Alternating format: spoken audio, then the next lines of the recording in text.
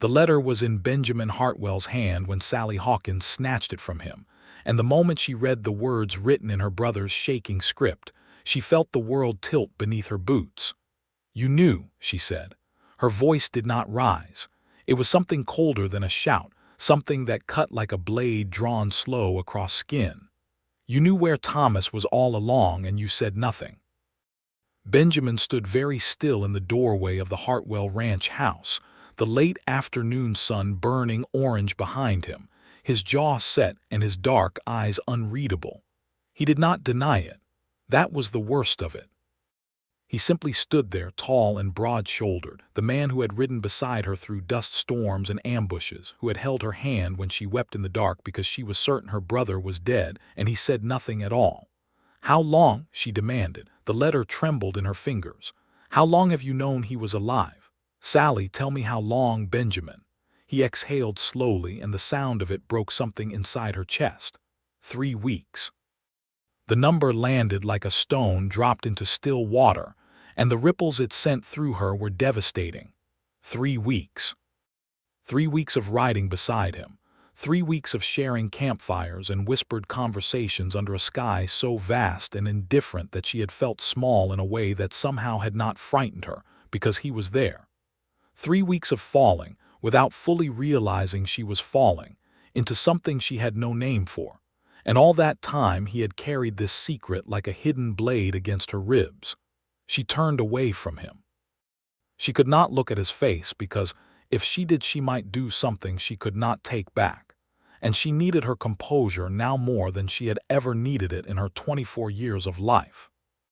She pressed Thomas's letter to her chest and stared out at the wide, unforgiving landscape of the New Mexico territory, at the red dust and the juniper trees, and the sky that was going to every shade of fire above the Sangre de Cristo Mountains, and she breathed.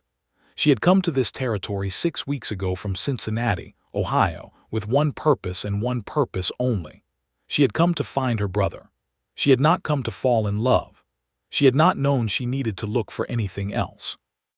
But life in the territory, as Sallie was quickly discovering, had very little interest in the plans a woman made before she arrived.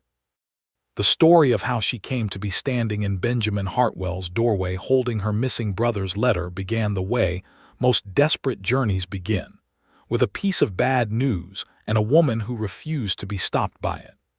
It was the spring of 1878 when the last letter from Thomas Hawkins arrived at the narrow townhouse in Cincinnati where Sallie lived with her Aunt Ruth. Thomas was 22, her younger brother by 2 years, and he had gone west 18 months earlier with the romantic conviction of a young man who had read too many dime novels and too few geography books. He had written faithfully every 3 weeks, letters full of wide-eyed wonder about the territory, about the mountains that made everything in Ohio look modest and apologetic, about the cattle drives and the gambling halls and the Ute traders who came through the towns on their painted horses. He had found work with a ranching outfit near Santa Fe, and he had seemed, for all his recklessness, genuinely content. And then the letters stopped. Sallie waited 2 months, which was longer than she wanted to wait. She wrote to the postmaster in Santa Fe, who wrote back to say he had no record of a Thomas Hawkins receiving mail at any address in his jurisdiction. She wrote to the ranching outfit Thomas had mentioned, a place called the Shenega Creek Operation run by a man named Doyle Prout, and that letter came back unopened with the word unknown stamped across it in red ink, which told her nothing useful and frightened her considerably. Aunt Ruth said the West was a dangerous and ungodly place, and that Thomas had always been too adventurous for his own good, and that Sallie ought to say a prayer for him and trust in Providence. Sallie said her prayer and then packed a trunk. She had some money saved, enough for the train to Kansas City and then a stagecoach south, and she had her father's old Remington revolver, which she knew how to use because her father had been a practical man who believed women ought to be able to defend themselves. God rest him. She had common sense, which was something she had always possessed in greater quantities than most people gave her credit for, and she had a stubbornness that her aunt called a character flaw and that she privately considered an asset. The train ride to Kansas City was uneventful, which was more than could be said for what came after. The stagecoach from Kansas City south toward the territory was crowded and hot, and smelled of too many bodies pressed together over too many miles of rutted road. She shared the coach with a drummer selling patent medicines, a Mennonite family of 5 who seemed to be praying continuously, and a man in a very good suit who introduced himself as Clifton Mears, and who had a way of looking at Sallie that made her keep one hand near the pocket where she had stowed her father's revolver. Clifton Mears asked her where she was headed. She told him Santa Fe. He asked what business a young woman had alone in Santa Fe. She told him it was her own business, which he seemed to find amusing rather than discouraging. They stopped to change horses at a relay station in the middle of nothing, which was how most things in the territory seemed to be situated, in the middle of nothing, surrounded by more nothing on all sides.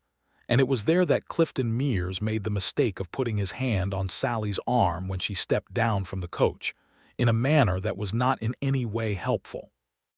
She removed his hand from her arm and told him, very quietly, that if he touched her again she would shoot him. He laughed.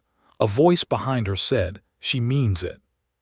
She turned to find a man leaning against the relay station wall with his arms folded and his hat pulled low.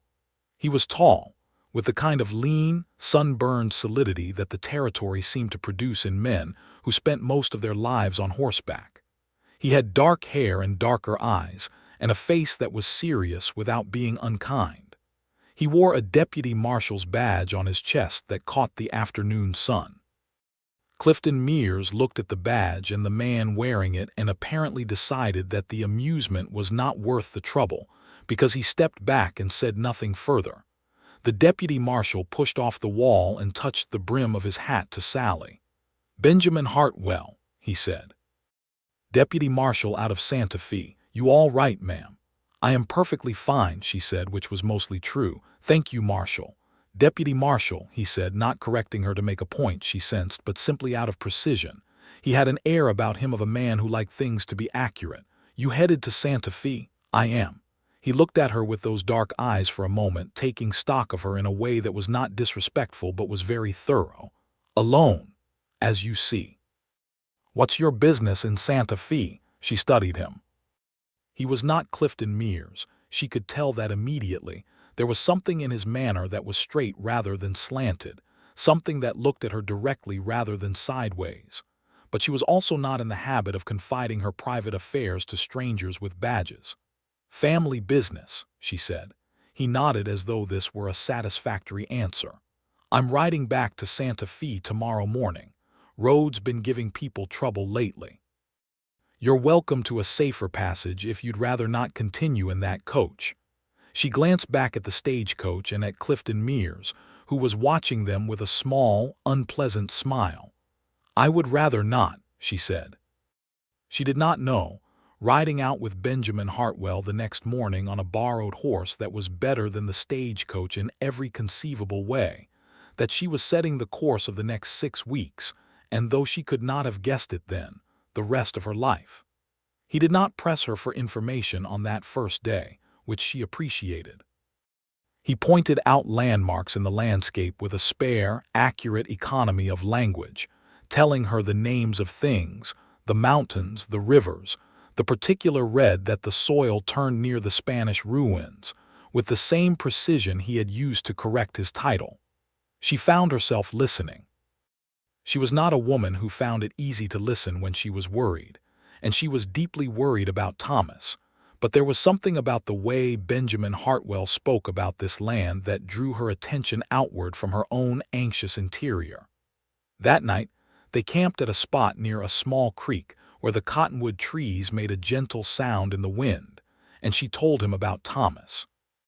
She had not meant to tell him as much as she did, but once she began talking about her brother, about his adventurous spirit and his easy laugh, and the way he could charm anyone in any room within 5 minutes, she found it difficult to stop. Benjamin listened without interrupting, which was another thing she appreciated. Men who listened without interrupting were rarer than she wished they were. When she finished, he said, "Doyle Prute." She looked at him sharply. "You know him." "I know of him," Benjamin said. He was looking at the fire, and something moved behind his eyes that she could not yet read. "He runs cattle in the territory officially. Unofficially, there are questions about how he runs them and where some of them come from." "What are you saying?" "I'm saying your brother may have gotten tangled up with people he didn't know the full nature of, if he was working for Prout." A cold wire of fear tightened around her lungs. "Is Thomas in danger?" Benjamin looked at her then, and his expression was careful, the expression of a man who valued accuracy and was not going to offer her comfort at the expense of truth. "I don't know," he said, "but I'd like to help you find out." She looked at him for a long moment. He was still mostly a stranger. But she had a feeling about people, had always had it, the same feeling her father had trusted in horses, an instinct that went below the surface of what was visible. And her feeling about Benjamin Hartwell was that he was exactly what he appeared to be, which was not something she could say about many people she had met in her life. "All right," she said. "Thank you." He nodded and went back to looking at the fire, and she wrapped her blanket around her shoulders and looked up at the stars, which were extraordinary out here, more numerous and more present than the timid sky over Cincinnati allowed for, and she thought about Thomas and tried not to be afraid. Over the days that followed, as they rode toward Santa Fe, and then worked through the town's networks of information, the shape of Benjamin Hartwell came clearer to her in the way that shapes do when you move closer to them in low light. He had been born in Virginia, she learned, the son of a farmer who had lost everything in the war. He had come west at 17 with his older brother James, who had been killed in a cattle dispute 6 years ago, which was partly why Benjamin had taken the badge. He believed in order, in the rule of law, in the idea that the territory could become something better than it currently was if enough people were willing to work toward that instead of simply extracting what they could and moving on. She asked him once if he thought the territory could actually become that, something better, given everything she had seen of it so far. He considered the question seriously, which she had come to expect from him. "Yes," he said, "but not without a fight." She told him about Cincinnati, about her work as a seamstress, about Aunt Ruth and the narrow townhouse, and the particular gray respectability of a life that was adequate without being alive. She had not realized until she said it out loud, watching his face as she spoke, that she had known for some time that something in her life back home was missing. She had simply not known what to call it or where to look for it. He said, "What would you have done if you hadn't had to come out here for your brother?" She thought about it honestly, which she appreciated that his manner somehow made possible. "I don't know," she said. "Something different from what I was doing. I just hadn't figured out what yet." He nodded. "The territory has a way of making the question more urgent. Is that what happened to you?" He was quiet for a moment, and in that quiet she heard something heavy and old. "I stopped asking the question for a while," he said. "After James died, I just kept moving and doing the work. The question came back eventually." She wanted to ask what the answer was, but something in the careful set of his face told her he was not ready to say it yet, and she found she could wait. They found the first real lead on Thomas at a saloon in a town called Rojo Flats, 3 days' ride southeast of Santa Fe. The saloon was called the Copper Queen, and it was the kind of establishment that kept its secrets in the corners, which meant that Benjamin went in alone first while Sallie waited in the street with the horses, which infuriated her and which she told him so directly. "I know," he said. "I'll be as quick as I can." He was inside for 20 minutes. When he came out, his expression was controlled, but she had learned enough of his face by then to see the tension in the line of his jaw. "What did you find?" she asked. "Someone who knew Thomas," he said. "Past tense. He worked for Prout's outfit for 6 months, but there was some kind of falling out 3 months ago. Nobody knows exactly what happened, but Thomas left in a hurry and Prout was not happy about it." Her heart hammered. "But he's alive." "As of 3 months ago, yes. The man inside saw him riding out of town heading north. Alone. North. North was the mountain country, and the mountain country in the New Mexico Territory in 1878 was not a forgiving place for a young man riding alone with enemies behind him. But it was something. It was direction. It was proof of life, and she pressed that proof to the inside of her chest like a warm coal. "Then we go north," she said. Benjamin looked at her steadily. "Sallie," he said, and it was the first time he had used her given name without the prefix, and she noticed, "it's rough country up there, and if Pruett's men are looking for Thomas, then they may be between us and him," she said. "I understand that. I still intend to go." Something crossed his face. It might have been admiration, or it might have been exasperation, or it might have been both at once. "All right," he said. "We go north." That night was the first time the thing between them moved from warmth to something more specific, though she could not have named exactly when it happened. They were camped in a narrow canyon where the walls held the day's heat long after sunset, and she was reading Thomas's last letter again by firelight, the one she had memorized but still returned to as though a second or third reading might give it something new to say, when she looked up and found Benjamin watching her. He did not look away when she caught him. That was not his way. "I'm sorry," he said, "about your brother." "He's not dead," she said immediately. "No," he agreed. "I meant I'm sorry you're going through this, the uncertainty of it." She lowered the letter. "Do you have family?" she asked. She knew about James, but she had not asked beyond that. "A mother back in Virginia," he said. "She remarried, she's well enough. And you, besides your aunt?" "Just Thomas," she said.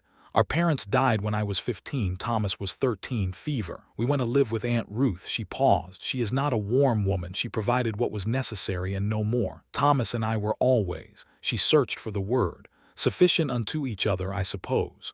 Benjamin was quiet for a moment. Then he said, "He's lucky to have you looking for him." She looked at him across the fire. "I'm looking for myself too," she said, surprising herself with the honesty of it. "I just didn't know that when I started."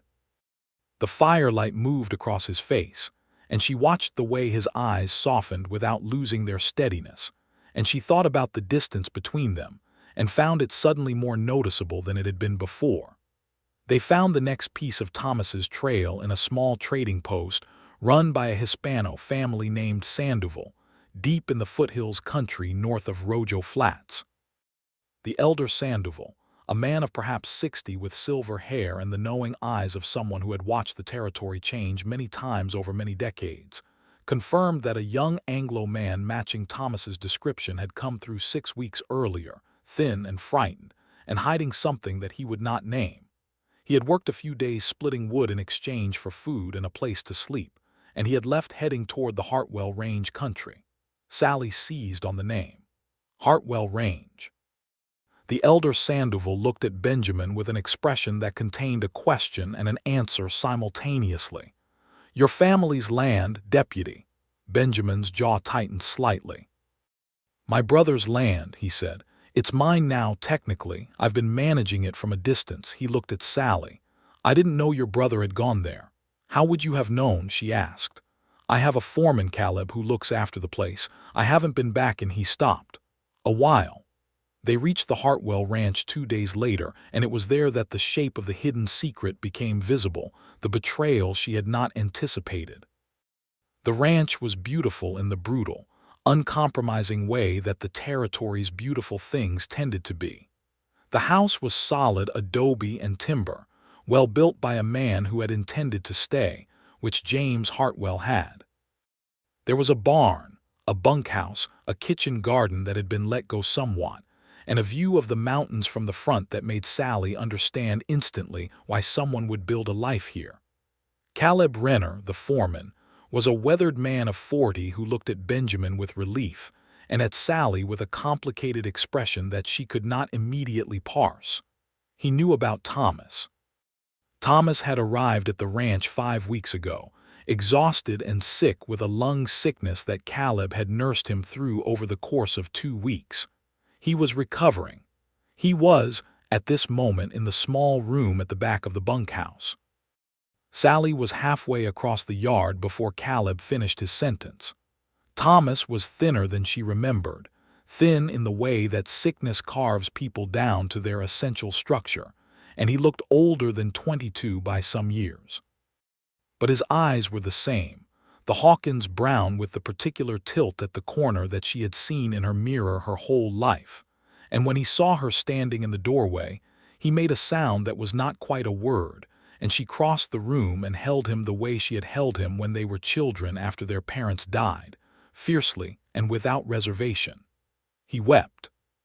She did not, because someone had to remain upright, and she waited until his crying subsided before she said anything at all. "You could have written," she said. He laughed through the remnants of tears. "I know, I was ashamed." "Of what?" And then he told her. He told her about Prute's operation, about how he had slowly, over the 6 months he worked there, come to understand that the cattle he was helping move were not all Prute's to move, that there was a network of stolen stock that reached from the territory into Texas and Arizona, and that Prute maintained it through a combination of paid silence and enough intimidation to make the rest unnecessary. Thomas had not known this going in. By the time he understood it, he was in deep enough that leaving had required courage he had barely managed to summon. He had stolen nothing. He had hurt no one. He had simply been young and credulous and unlucky in his choice of employer. "Prute's men followed me for 2 weeks, Thomas said. "They want to know what I know and who I might tell it to." Sallie looked at her brother's gaunt face and felt the cold, clear precision of a decision forming in her mind. "You're going to tell it to the right people," she said. "We're going to end this." She went back to the house and found Benjamin in the main room, and she told him everything Thomas had told her, and she watched his face go through something complex and then resolve into the expression she had come to associate with him making a decision. He said, "I can bring Prute in. I'll need to wire the marshal's office in Santa Fe for backup. It'll take time to arrange, and in the meantime we need to keep Thomas safe and keep quiet about where he is." "How much time?" "A week, maybe 2. She nodded. "Then we wait." They waited. And in those weeks of waiting, with Thomas recovering slowly in the bunkhouse and the ranch settling into a kind of temporary domestic order that felt, to Sallie's great surprise, almost natural, everything between her and Benjamin Hartwell changed. It changed in the small hours and the quiet moments, the way the most significant changes often do. It changed in the mornings when she found him in the kitchen before anyone else was up, making coffee with the focused attention he brought to every task, and he poured her a cup without being asked because he had noticed how she took it, and when she needed it, which was always first thing, before words were quite available. It changed in the evenings when they sat on the front porch and watched the light do its extraordinary things with the mountains, and he told her the names of the peaks and the histories attached to them, the Apache trails and the Spanish expeditions, and the older stories that the land itself seemed to carry in its bones.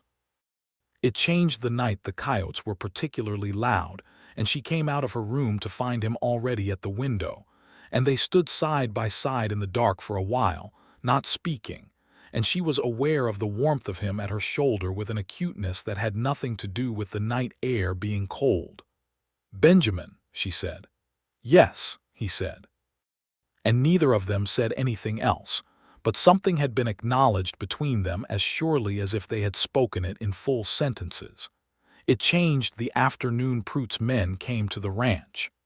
There were 3 of them, and they rode in with the careful swagger of men who were accustomed to getting what they wanted through the weight of their presence alone. Benjamin was in the barn when they arrived, and Sallie was in the kitchen, and she heard the horses from the window and looked out and felt her blood go cold and then very hot. She tucked the Remington into her apron pocket and went to the front door. She opened it before they could knock. The man in front was big with a red face and small eyes, and he introduced himself as a representative of Mr. Prute, who was looking for a young man named Thomas Hawkins who had stolen property from Mr. Prute and was wanted for questioning. Sallie looked at him with complete stillness. "I don't know anyone by that name," she said. The man's small eyes moved over her, and then over the ranch behind her. "Mr. Prute has reason to believe the boy came this way." "Mr. Prute's reasons are of no interest to me," she said. "This is private property belonging to Deputy Marshal Benjamin Hartwell, and if you have business here you can state it to him when he returns." The word marshal did something to the man's expression. Not much, but something. He exchanged a look with the men behind him. At that moment, Benjamin walked out of the barn. He walked with the unhurried, particular deliberateness of a man who has assessed a situation and decided precisely how to handle it. And he crossed the yard and came to stand beside Sallie at the door, and the message of him beside her was plain. "Ride on," Benjamin said. "You're not welcome here." There was a moment that stretched out longer than moments usually did, the kind of moment that the territory seemed to specialize in which the nature of what came next was entirely open, and Sallie was very aware of the revolver in her pocket. Then the big man turned his horse and the others followed, and they rode out without another word. Benjamin waited until they were out of sight, and then he exhaled.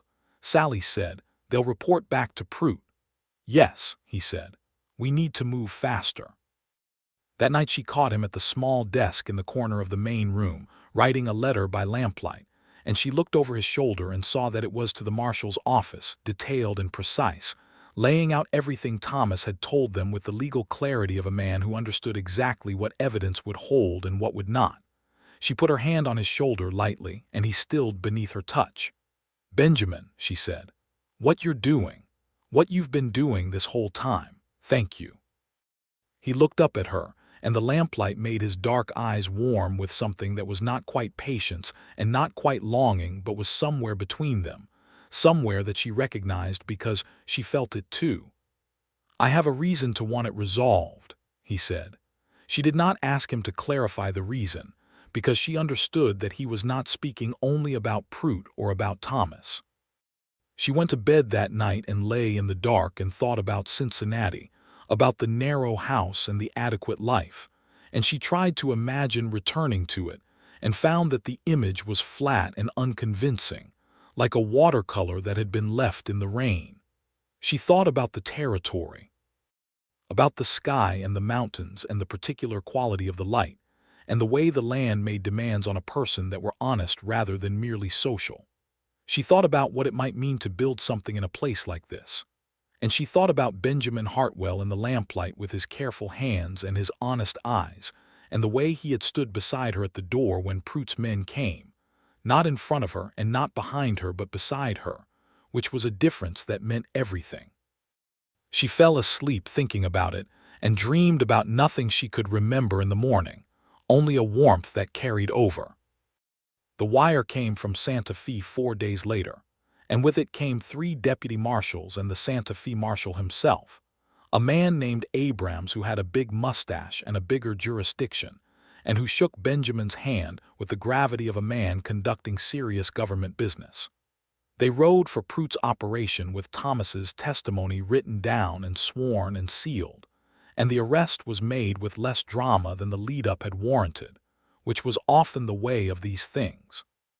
Prout was a man whose power rested on the belief that he was untouchable, and when that belief was interrupted by 5 badges and a legal document, he collapsed into something much smaller and less impressive. He was taken into custody and transported to Santa Fe to await trial, and his operation was thoroughly dismantled over the following weeks. The stolen cattle returned where they could be traced, the hired men scattered to whatever winds would take them. Thomas watched from the doorway of the bunkhouse as the marshals rode out with Prout in their custody, and his face held the complicated expression of a young man processing a debt that he had not known how to pay and now found partially settled through the efforts of others. "I'm sorry you had to come all this way," he told Sallie that evening.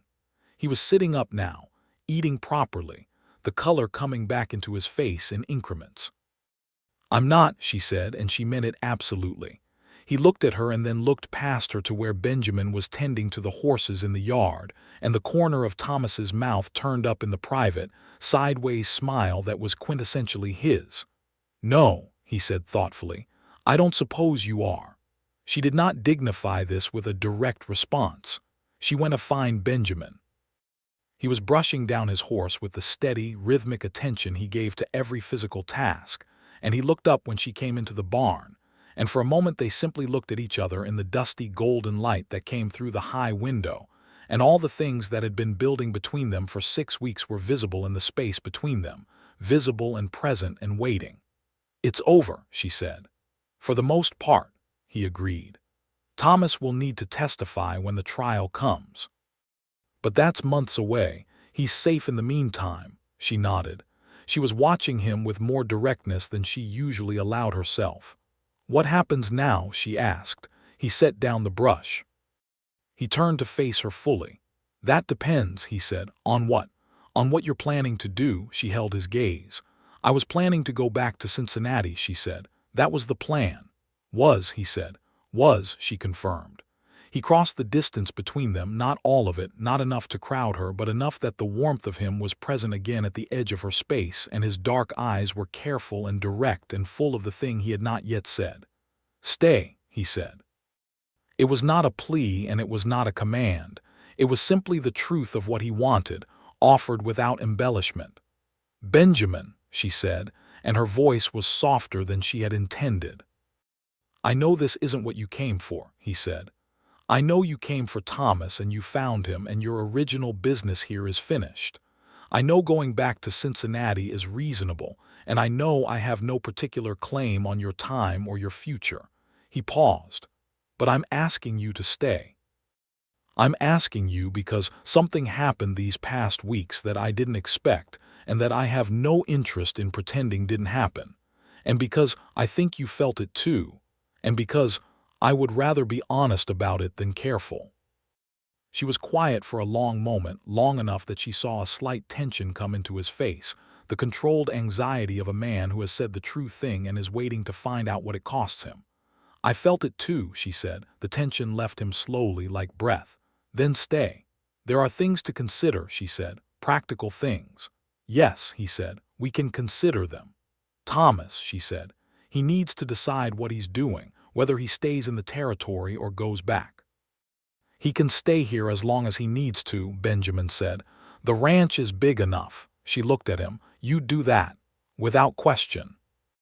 She looked around the barn at the solid walls and the warm smell of horses and hay and the particular honest quality of everything Benjamin Hartwell owned and did, and she thought that this was a man who had been built by hard things and had not let the hard things make him hard, which was rarer than gold and more valuable.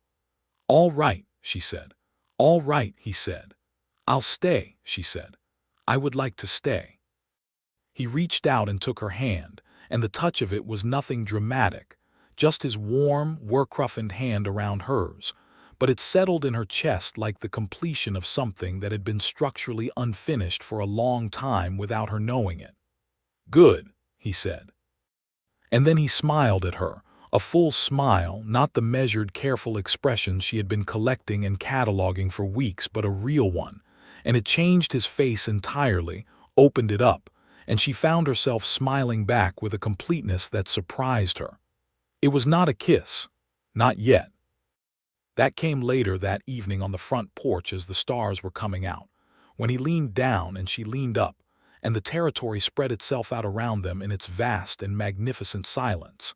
And she thought that she had been right about the watercolor in the rain, that her life before this had been real but incomplete, like a painting left unfinished, and that she had come here for one reason and found something else entirely. Something she had needed without knowing she was looking. The weeks that followed were a kind of revelation in domestic form, by which Sallie did not mean quiet or dull, but rather that the everyday processes of making a life in a place came clear to her in their particular beauty. She was a capable woman who had always worked. The seamstress trade was exacting, and she was good at it, but building something rather than maintaining something was a different enterprise entirely, and the territory was relentless in its demand that you build. She learned to ride properly. She had managed adequately enough on the journey here, but Benjamin had a patient, precise way of teaching that reflected his character generally, and within a month she could handle a horse with something approaching confidence across the rough terrain that surrounded the ranch.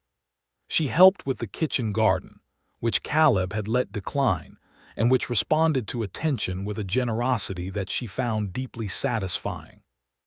She wrote to Aunt Ruth, a careful letter that acknowledged the duration of her absence, and communicated without precisely stating it that her plans had changed significantly, and that she was well.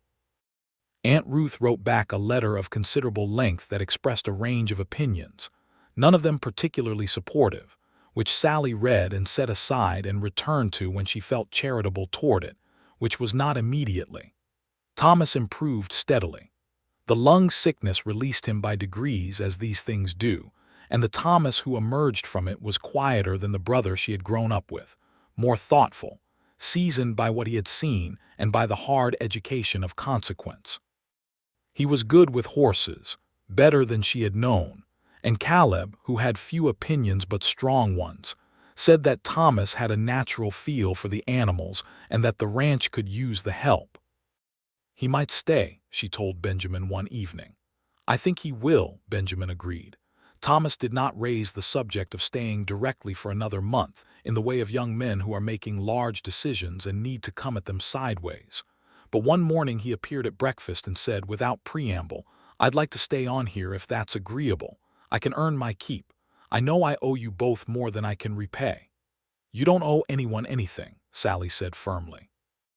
"I'll be glad of the help," Benjamin said, which was the more practical acknowledgment, and which Thomas received with visible relief. The trial of Doyle Prout took place in Santa Fe 6 months later, in the fall of 1878, in a courtroom that smelled of sawdust and authority. Thomas testified with a steadiness that made Sallie proud beyond her ability to express it quietly, and Benjamin presented his evidence with the careful, organized precision that characterized everything he did. The marshal's case was solid. Prout was convicted on charges of cattle theft across territorial lines and was sentenced to 7 years in the territorial prison, which was not the maximum but was enough. She watched Prout's face when the sentence was read and saw nothing there that looked like remorse, only the flat calculation of a man who was already planning something, and she hoped the prison walls were sufficient to contain whatever that was. She suspected they were, and she let herself be satisfied with that. On the ride back from Santa Fe with Thomas and Caleb ahead and Benjamin beside her, she said, "It's really over now." "Really over," he confirmed. She looked at him sideways.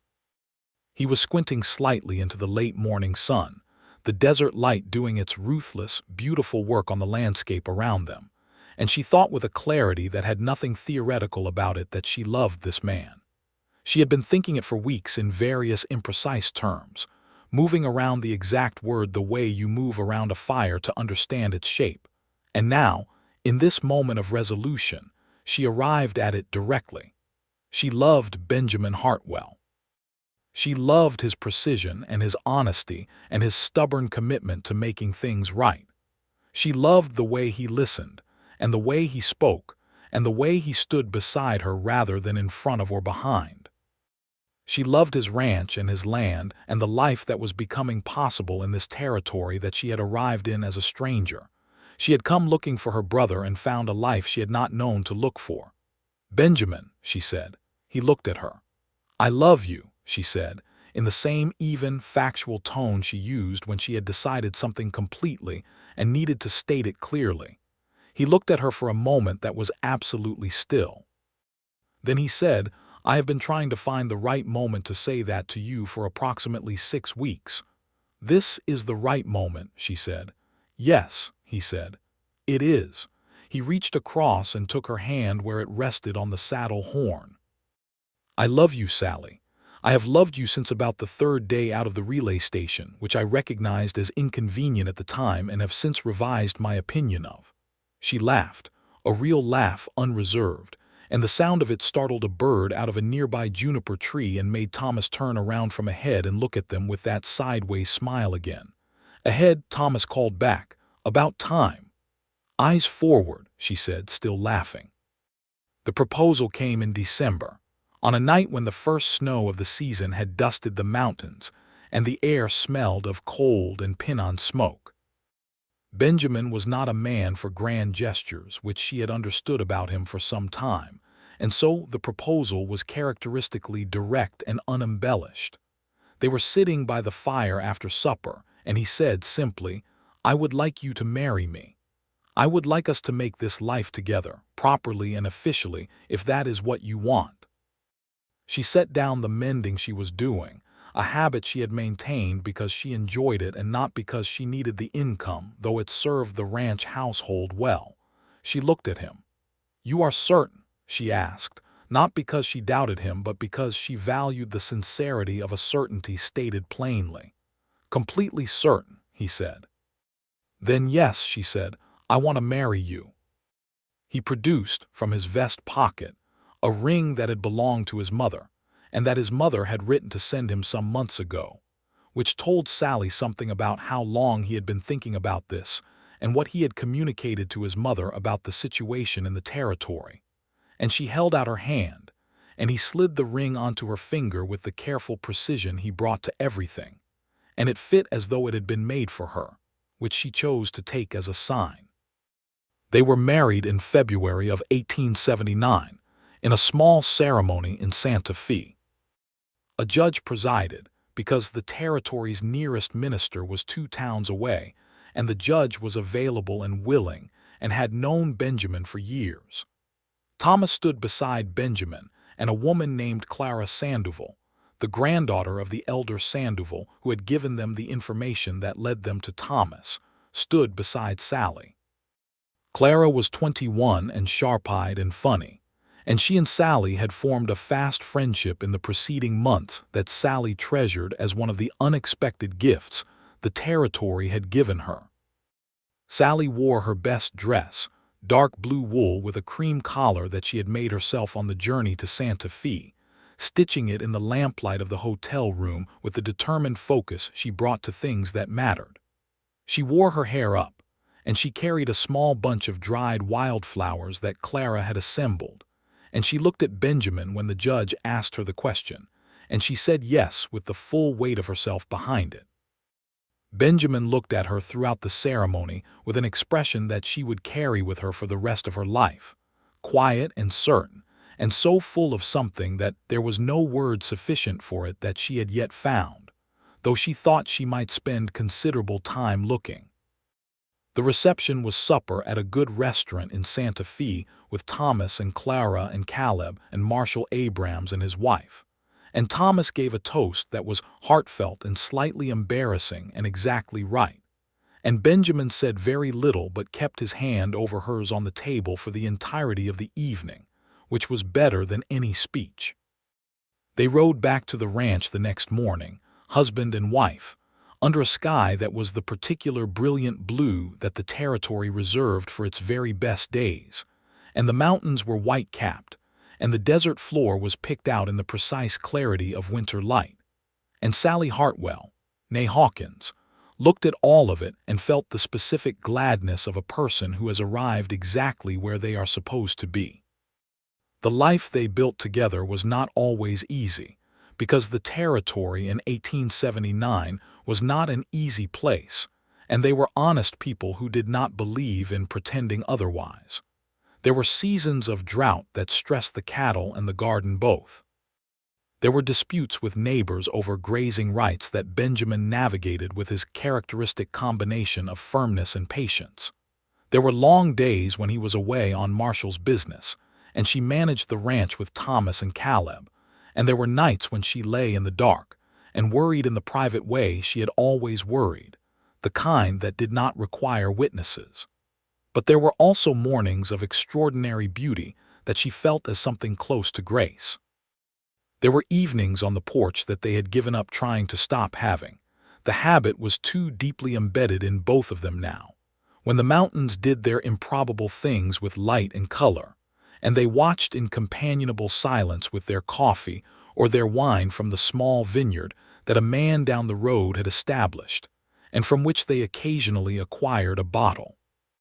There were conversations that went late into the night about things that mattered to them both, about the territory and its future, about justice and how it worked and didn't, about what kind of place they wanted to hand forward to whoever came after them. Thomas thrived. This was the word for it, thrived, in a way that Sallie had not dared to count on but had hoped for with everything she had. He was excellent with the cattle and the horses, and he had a particular gift for the mechanical work of ranching, the repairs and the construction, and the practical problem-solving that kept a working ranch running. He was also, by the spring of 1879, spending considerable amounts of time at the Sandoval trading post, ostensibly on ranch business, which coincided with a notable increase in the frequency with which Clara Sandoval appeared at the Hartwell Ranch for dinners that had not previously been arranged. "Thomas," Sallie said one morning over breakfast, with the direct plainness she had always used with her brother. He looked up from his eggs. "What? If you would like to court Clara Sandoval properly, you could simply ask her to allow it." Thomas turned a remarkable shade of red. "I don't know what you're referring to." "I am referring to the 17 dinners in the past 2 months," she said pleasantly.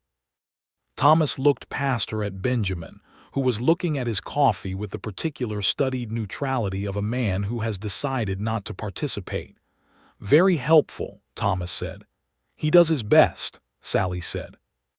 Thomas did court Clara, properly and directly, because when the nonsense was cleared away, he was as straightforward as his sister. The elder Sandoval gave his blessing after a conversation with Thomas that Clara later reported had been thorough and not brief. And by the summer of 1879, Thomas and Clara were engaged, and by the fall they were married. In a ceremony at the Sandoval family property that was larger and more festive than Sallie's and Benjamin's, and involved a great deal of excellent food and music, an extended family warmth that Sallie had not experienced since before her parents died, and which moved her more than she could easily say. She danced that night with Benjamin in the outdoor space under the lanterns, and he was not a natural dancer, which he acknowledged readily and which she found endearing rather than problematic, and she pressed her cheek against his shoulder and felt the steady heartbeat of him, and the music wrapped around them, and she thought about the relay station in the middle of nothing and a man with a badge and a steady voice who had told her that she meant it. And she understood that the whole course of everything had pivoted on that moment, and she was grateful for it with a depth that exceeded what she could put into language. In the spring of 1880, Sallie discovered she was expecting a child. She knew before the doctor's confirmation, the way women often know, a certainty that arrived without announcement and settled in. She told Benjamin on a morning in March when the territory was breaking toward something green after a long winter, and she told him sitting at the kitchen table with her coffee because that was where the important things in their life seemed to happen. She watched his face go through something private and profound. He reached across the table and took both her hands. "Are you all right?" he asked. He always asked this first. It was something she loved specifically about him. "I am very much all right," she said. He exhaled and then he smiled, the real smile, the one that still changed everything. "Good," he said. "Good." He brought her hands to his lips and kissed them, both of them, the way a man does when words are insufficient. The pregnancy was not entirely easy. The territory was not particularly well supplied with physicians, and the nearest woman with substantial midwifery experience was Clara's great-aunt, who was formidable and capable, and who communicated entirely in Spanish, which Sallie was learning but had not yet mastered. But she was strong. She had always been strong, and she rested when she was told to rest and worked when she was told not to, which was a compromise between her instincts and the instruction she received. Benjamin hovered. She told him not to. He acknowledged the instruction and hovered anyway, which was the one category in which his precision and restraint appeared to have limits, and she found she could not be entirely annoyed with him for it. Thomas was excited in the openly delighted way he had always been excited about things that mattered, the enthusiasm undimmed by his maturing. Clara was warm and practical, and came to the ranch frequently, and taught Sallie the Spanish words for the things she would need to know, which was more useful than it might have seemed. The child arrived in November of 1880, a boy, healthy and loud, with his father's dark hair and the Hawkins' brown eyes, and they named him James after Benjamin's brother, which was something they had agreed on without much discussion, because the rightness of it was plain to both of them. Sallie held her son in the lamplight of their bedroom with the territory's enormous dark sky outside the window and Benjamin's hand on her shoulder, and thought that she had traveled a very long distance from the narrow townhouse in Cincinnati, and that every mile of it had been exactly necessary. James Hartwell was 3 months old when Sally's Aunt Ruth arrived. The letter warning of her arrival had not come in advance, which was in itself a communication of sorts, and when the stagecoach stopped at the end of the ranch road and deposited a woman in severe black wool onto the dust of the territory, Sally stood on the porch and breathed very carefully. Aunt Ruth was 61 and had never left Ohio in her life, and the journey had not improved her disposition. She surveyed the ranch with the expression of a woman performing an assessment that she had already largely completed before beginning it. Then she looked at Sally. "You look well," she said. It was not precisely a compliment. "I am well," Sally said. "Come in, we'll have coffee." Ruth stayed for 2 weeks. The experience was not without difficulty. She had opinions about the territory in general, and about the wisdom of choosing it over Cincinnati in particular, and she expressed these opinions with the regularity and conviction of long practice. She was disapproving of the kitchen garden and the absence of certain household refinements she considered standard, and the size of the nearest town's shopping capacity. But she held James. She held him on the second day of her visit, somewhat reluctantly, and at Thomas's entirely calculated insistence, and something happened to her face when she did, something that Sally had not seen there since they were children and their mother was alive. Something softened. Not entirely, because Ruth was Ruth and the territory could not undo 60 years of formed character, but enough. She looked at James's dark hair and his Hawkins eyes for a long time. Then she looked at Sally. "He is a fine boy," she said. "He is," Sally agreed. Ruth looked around the kitchen at the adobe walls and the beamed ceiling and the substantial warmth of the fire and the home that Sally and Benjamin had built here in degrees and with intention. Something moved across Ruth's face that Sally recognized, eventually and with some difficulty, as a kind of reckoning. "You are happy here," Ruth said. It was not quite a question. "Yes," Sally said. Ruth pressed her lips together. Then she said, "Your mother would be glad." This was the closest Ruth had ever come, in Sally's memory, to unreserved approval, and Sally accepted it for what it was, which was everything the woman had to give, and she was not unmoved by it. Ruth departed on a Wednesday in January 1881, considerably less hostile about the territory than she had arrived, and she wrote from Cincinnati a month later, a letter that was still Ruth in its tone, but contained no criticism of the ranch or Benjamin, which was as close to praise as the woman's nature allowed. The years that followed were full. The territory was changing, settling into a different version of itself as more people arrived, and the law reached into more corners and the wildest of the wildness was pressed back toward its edges. And Benjamin's work as a deputy marshal was part of that change, a role that Sally was proud of and occasionally frightened by in the moderate, managed way she had learned to carry fear without letting it govern her. Benjamin was made full marshal of the Santa Fe district in 1882, which was a recognition that was long overdue according to Marshal Abrams, who had been angling for it for 2 years, and who seemed personally relieved to see it formalized. The new position required more time in Santa Fe, and more of the administrative and legal work that Benjamin had always done, but now did officially. And it also meant more of the nights when she lay awake and listened to the wind, and tried not to imagine him in the kind of trouble that the territory still occasionally offered.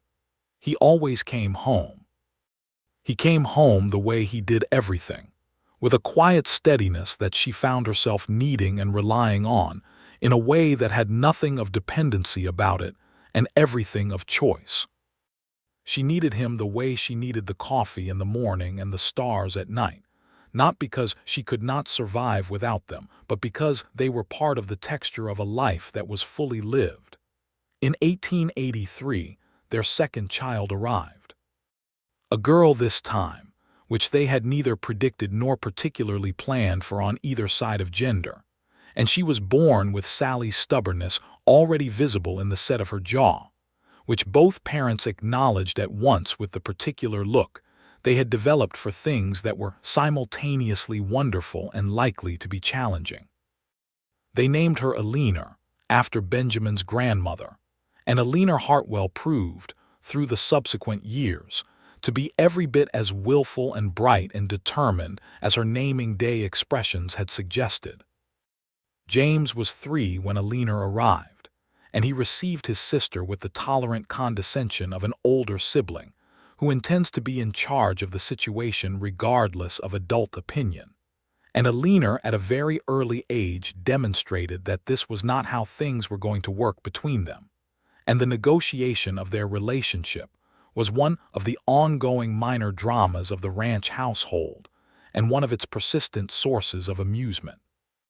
Thomas and Clara had 2 children of their own by this point, a boy named Pablo, after Clara's grandfather, and an infant daughter, and the 2 families spent Sunday afternoons together with a regularity that had become the structure of the week, the children and the adults overlapping in the easy way of people who genuinely like each other rather than simply share obligations.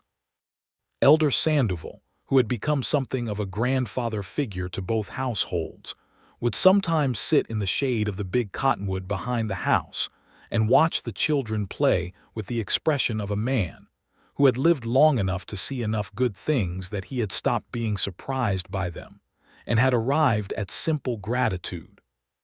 Sallie would sometimes sit with him and they would talk, in the combination of English and improving Spanish that she had worked at for years, about the territory's history, about the generations of people who had moved through this land, and what they had left behind them.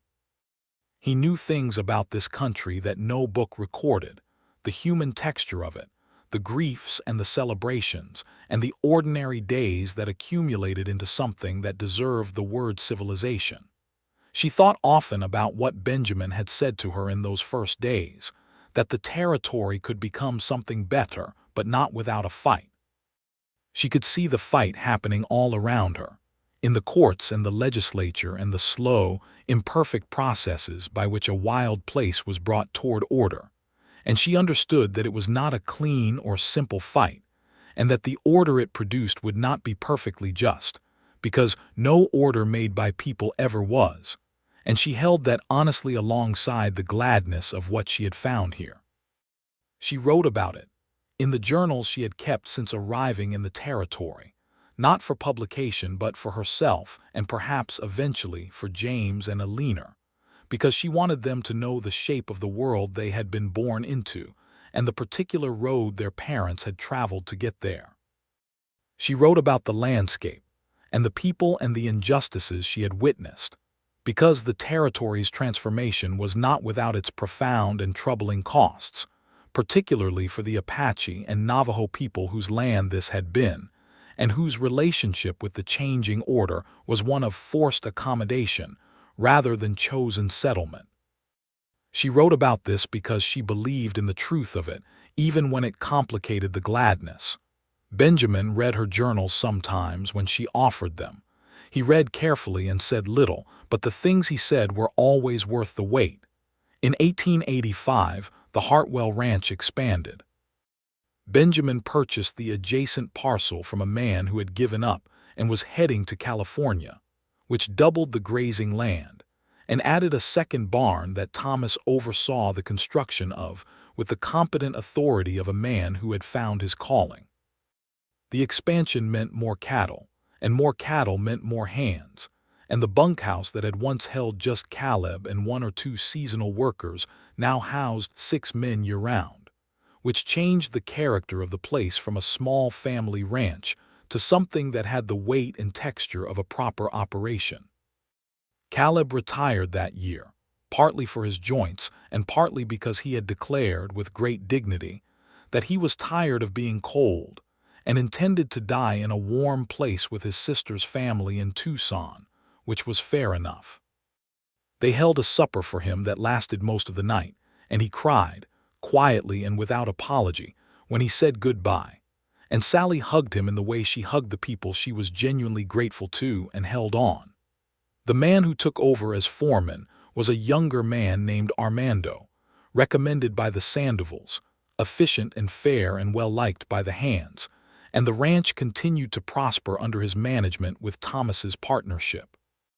James turned 6 and began his schooling, which involved a daily ride to the town school 4 miles away, initially accompanied by Thomas or one of the Hands, and eventually, as he grew capable, alone, which was the first of many small negotiations between Sallie's protective instinct and her sincere belief that capable children became capable adults, and you could not produce one without gradually releasing the other.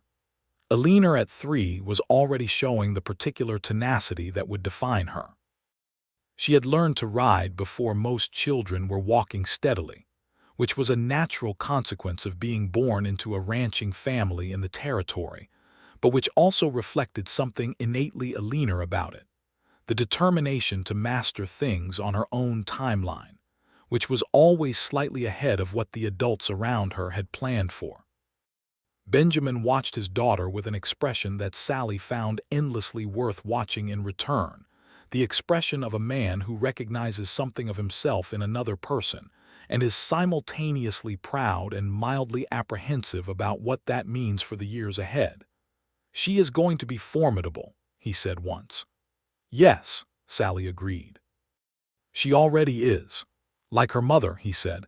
She looked at him sideways. "That was neatly done." "Thank you," he said gravely.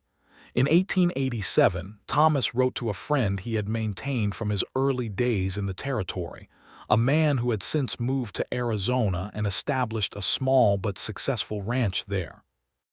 The letter was about horses, mostly, a particular bloodline that the friend was developing, and that Thomas believed had significant potential for the kind of endurance work that the territory demanded. The correspondence grew, and the interest grew, and by the spring of 1888 Thomas and Clara and their children made the difficult and significant decision to relocate to Arizona to go into the horse breeding enterprise with Thomas's friend. The parting was not easy. Sallie and Thomas stood in the ranch yard on a bright April morning with their arms around each other, and she felt again the particular weight of a goodbye that was not permanent but was substantial, and she thought about Cincinnati and the narrow house and how she had come here for him, and he had led her, inadvertently and at great personal cost, to everything she had found. "I love you," she told him. "I love you," he said. "Come visit. Constantly," she promised. Clara held Sallie for a long moment and whispered something in Spanish that Sallie understood perfectly, which was a measure of how far she had come in 7 years, and then they climbed up into the wagon and drove away south toward the road to Arizona, and the children waved from the back until they were out of sight, and Sallie stood in the yard until the dust settled. Benjamin came to stand beside her. She leaned into him. "He'll be all right," he said. "I know," she said. "He's not 13 anymore." "No," Benjamin agreed. "He's very much not." She took his hand. "Thank you," she said, for perhaps the 1,000th time since she had arrived in the territory, each thank you meaning something different and the accumulated weight of them meaning something she could not fully express. "For what this time?" he asked. "For everything this time," she said. The years continued to give them things. James at 10 was reading everything he could find and had announced, with the certainty of a child who has decided, that he intended to be a lawyer, which Benjamin received with quiet pride and Sallie received with a practical assessment of what that would require and how they would provide it. Eleanor at 7 was riding alongside the Hands on the smaller cattle operations with a competence that made even Armando, who was not easily impressed, admit that she had a gift. She was also, according to her school teacher in town, the most argumentative student in the class, which her parents acknowledged without significant surprise. The territory was granted statehood considerations that were ongoing and complex, and Benjamin was involved in the legal and political frameworks around it, in ways that took him to Washington once, in 1889, For 3 weeks that Sallie managed without him, with the capable authority of a woman who had been running a large household and half a ranching operation for a decade. He came back from Washington with the slightly shell-shocked expression of a man who had encountered the full machinery of federal government up close and had found it both more and less impressive than expected. "Is it possible?" she asked him. "Statehood." "Eventually," he said. "Not soon, but eventually." She thought about the elder Sandoval saying the territory had changed many times. She thought about what it meant to be part of a change, to put your hands on something and try to shape it towards something better. "Then we keep working," she said. "We keep working," he agreed. On the evening of their 10th anniversary, in February of 1889, Benjamin had arranged something. He was not a man for elaborate arrangements as a general rule, which made it more significant when he made one. He had written to Clara, who had conspired with admirable commitment, to take James and Alina for the week. He had arranged with Armando to run the ranch operations without interruption. He had obtained, through methods he did not fully explain, a reservation at the finest hotel in Santa Fe, which in 1889 was very fine indeed by territorial standards, with proper linen and a dining room that served French cuisine of genuine ambition. They rode into Santa Fe on a February afternoon, when the light was doing the extraordinary blue and gold thing it did in winter, and he helped her down from the horse in front of the hotel with the formal care of a man who is making a point about permanence, and they went inside. And for 3 days they existed in the particular luxury of two people who love each other and have given themselves permission to attend to nothing else. They talked for hours in the way that a busy life with children and a ranch and a marshal's duties did not always allow. They talked about the years behind them and what the years ahead might hold.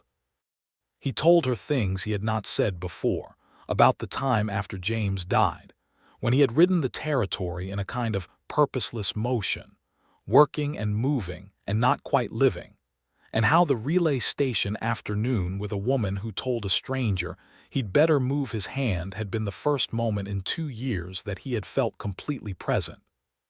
She told him about the night on the train to Kansas City when she had looked out the window at the dark country passing and thought about what she was leaving and felt, beneath the anxiety and the purpose, a lifting sensation, like something releasing, like the possibility of a larger life beginning.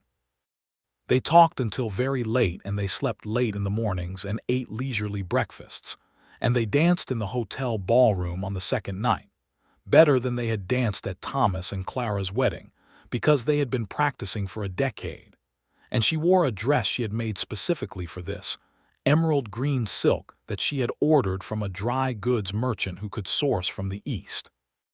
And Benjamin looked at her in it with the same expression he had worn at their wedding and at every significant moment in between. 10 years, she said. 10 years, he said, and every single one better than the last. She rested her head against his shoulder. "We've done something real here," she said. "Yes," he agreed. "We've done something real."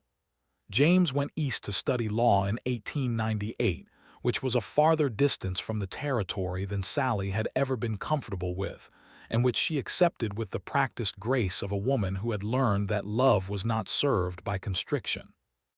He wrote faithfully, long letters in the methodical style he had developed, full of legal reasoning and social observation and occasional dry humor that was unmistakably his father's.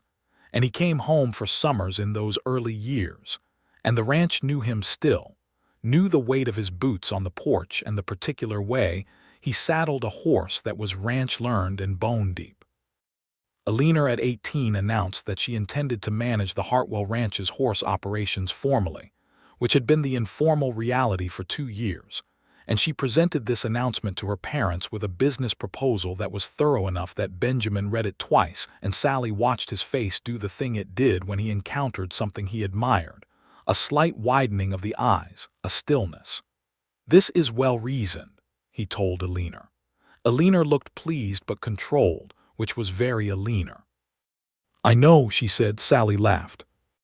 The horse operation under Aliner's management became something the Hartwell Ranch was known for across the region. The breeding program Thomas had developed an interest in all those years ago, having found its natural inheritor. And Aliner proved to be not only competent but visionary in the way she approached it, with the combination of practical knowledge and ambitious instinct that the territory tended to reward when it showed up in a person. She also, at 23, married a man named Raphael Vidal, who was a rancher's son from a family who had been in the territory for 5 generations, who had the deep dark eyes of his Hispano heritage and the easy, unhurried confidence of a man who knew what he was about and was not in a hurry to prove it to anyone, and who looked at Aliner with the settled devotion of someone who understood exactly what he had found and intended to honor it. Sallie liked him immediately.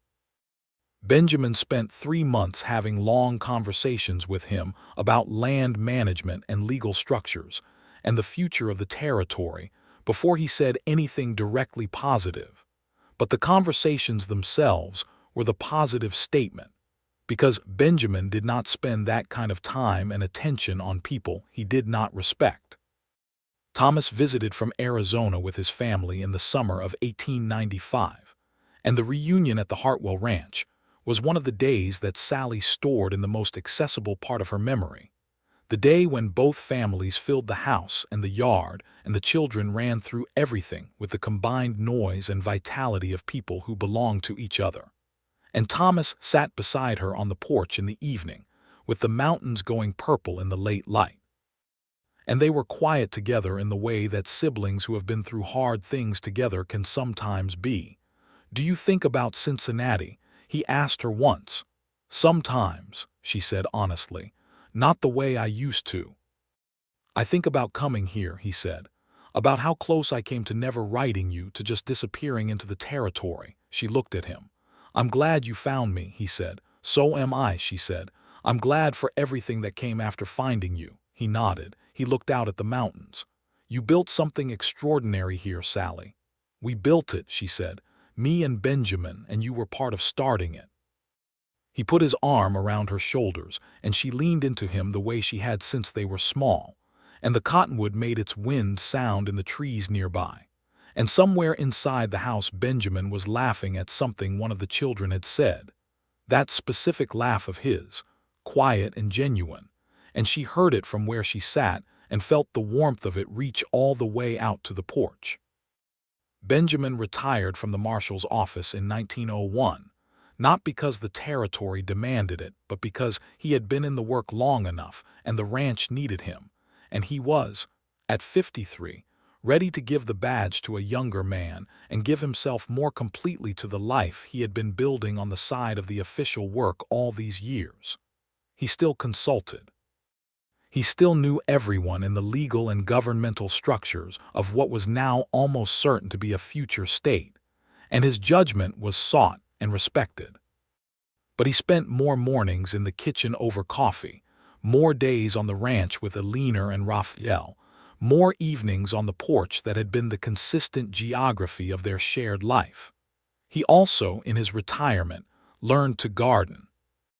This was Thomas's fault. In the way that Thomas was responsible for several things he had no direct intention of causing, having sent a seed catalog from Arizona with an enthusiasm that Benjamin had met with polite skepticism, and then, quietly and without announcement, begun investigating.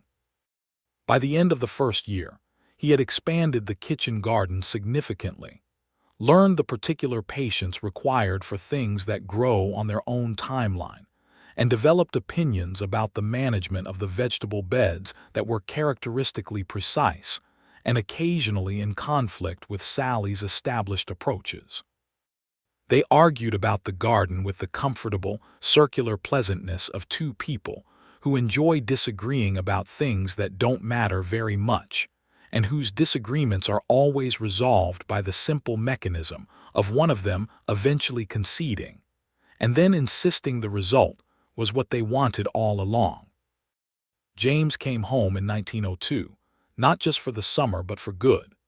He had completed his law degree and had worked for 2 years in a firm in Denver, and he came back to the territory with a wife named Hannah, who was a schoolteacher from Colorado with red hair and forthright opinions, and who proved within approximately 48 hours of arriving at the Hartwell Ranch to be exactly the kind of person this family recognized and welcomed. James established a law practice in Santa Fe that grew steadily, and he found his purpose in the work of land rights and property law that the territory's complex history had generated in abundance. The first grandchild came in 1903, Thomas and Clara's eldest, Pablo's son, but the first grandchild at the Hartwell Ranch came in 1904, James and Hannah's boy, who they named Benjamin after his grandfather in a decision announced at Sunday supper that made the older Benjamin set down his fork and say nothing for a moment in the particular way of a man who has been given something he was not expecting and needs a moment with it. Sallie reached across and took his hand. He looked at her. The years were in his face, in the lines around his eyes and the gray at his temples, but his eyes were the same dark, steady, honest eyes that had looked at her across the relay station in the middle of nothing in the spring of 1878 and told her that she meant it, and she loved him with everything she had accumulated in all the years since. "You all right?" she asked him, using his own question back at him. He brought her hand to his lips and kissed it. "Completely," he said. The territory became a state in 1912, New Mexico, formally and officially, and Benjamin and Sallie sat on the front porch of the Hartwell Ranch on the day of the announcement and listened to the news that someone had ridden out from town to share. And the celebrations in town that followed involved most of the surrounding population and lasted several days, and they attended and celebrated with genuine gladness. But they also spent part of that evening on the porch in the quiet, watching the mountains. "You said it could happen," she said. "That first week, you said the territory could become something better." "It has," he said. "Not perfectly, nothing does, but substantially." She leaned against him. They had been leaning against each other on this porch for over 30 years, and the accumulated weight of that leaning, the trust and the warmth and the dailiness of it, was something she could not have described to the younger version of herself who had packed a trunk in Cincinnati and boarded a train headed west with a revolver and a piece of stubbornness and a desperate hope about her missing brother. She could not have described it because she had not known to look for it. She had not known this kind of life was possible because she had never lived outside the narrow house, never seen the sky at this size or felt the ground at this permanence, never understood that a person could arrive somewhere and recognize it as home even though she had not come from it. She had come looking for Thomas and found Benjamin. She had come with one purpose and discovered that life in the territory had other purposes in mind for her, larger and more intricate and more demanding and more rewarding than the single purpose she had brought. Eleanor and Raphael had a son in 1907 and a daughter in 1910, and both children learned to ride before they learned to read, which Eleanor considered a matter of proper priority. James and Hannah had 3 children over the years, and all of them knew the ranch as the particular geography of their hearts, the adobe walls and the mountains and the cottonwoods and the smell of coffee in the mornings. Thomas's family came to visit when they could, the distance from Arizona making it a production rather than a routine, but those visits were always the kind that expanded the house to its borders and filled it with the sound of a family that had multiplied across a generation into something larger than anyone had precisely planned. In the evenings, Benjamin and Sallie sat on the porch. This was the constancy that organized everything else. Through the decades and the children and the grandchildren and the seasons of difficulty and the seasons of abundance, through the growth of the ranch and the changes in the territory and the whole long arc of a life built together from the materials of accident and choice and love, they sat on the porch in the evenings and watched the mountains do their extraordinary things. Sometimes they talked. Sometimes they were quiet. Sometimes one of the grandchildren came and sat between them, small and warm and full of questions about the stars or the coyotes, or why the mountains changed color, and they answered the questions with the patience of people who have lived long enough to know that the questions are the point. One evening in the summer of 1915, when the mountains were doing something particular with the late light that seemed almost too beautiful to be accidental, Benjamin said, "I never thanked you." She looked at him. "For what?" "For letting me stand beside you," he said. "From the beginning, for not asking me to stand in front or behind." She was quiet for a moment, looking at the mountains, at the light on them, at the 37 years of evenings that had produced this particular one. "You made it easy," she said. "You were always already beside me." He took her hand, as he had taken her hand 10,000 times, and held it in the way of a man who understands that a hand held is not a small thing but one of the essential things, one of the things the whole of a life's architecture rests on. "I love you, Sallie Hartwell," he said. She turned to look at him, her husband, the man who had found her in the middle of nothing and helped her find everything, and she smiled with the full force of a woman who has chosen her life deliberately and found it worthy of the choosing. "I love you, Benjamin Hartwell," she said. "I have loved you since approximately the 4th day out of the relay station." His mouth curved. "I thought you said the 3rd for me." "You were ahead of me," she said. "You usually are." "Not by much," he said. "No," she agreed. "Not by much." The mountains held the light as long as they could, the way the mountains always did, giving it up slowly, reluctantly, as the sky moved toward its nightly extravagance of stars. And the two of them sat together in the growing dark and watched it go, and neither of them spoke for a while, because the beauty of it was sufficient and the company was more than sufficient, and the life they had made in this territory, this hard and beautiful and demanding and generous land, was everything they had ever needed and more than they had ever thought to ask for. She had come to find her brother. She had found a life she had not known to look for, and she had lived it every day with both hands open.